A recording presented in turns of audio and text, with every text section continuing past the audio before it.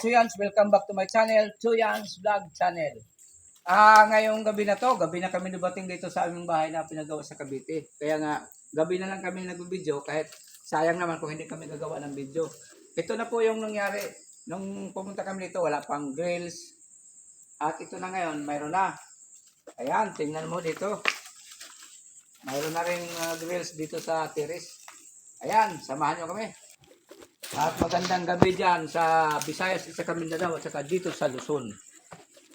Ayan sa aming mansion.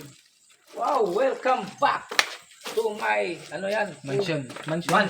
Mansion daw, condominium. Yan, pakita mo yung natin, may mga grills na. Pero ito, lalagyan ko pa ito ng dito, para sa bakal.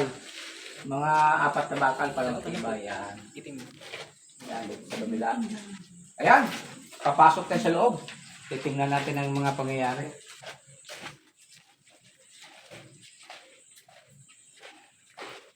Ayan. Dito sa kwarto, banda sa unahan, bali isa lang bintana. Ito lang. Pero ayan na, may grills na rin siya. Yan, magandang malaki yung kwarto mga kasuyan. Ayan, punta tayo doon sa kabila. Ayan, dito. Wow! Talaga naman. Laki naman ng kwarto. Ayan, salamat Engineer na pinaganda niyo yung bahay namin. Ayan, kita mo naman dito.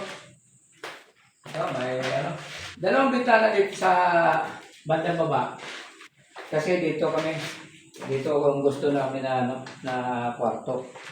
Yan, lagyan ko ng tigaan dyan kay konti. Yan. Tapos, dito, mayroong pinto sa bandang baba.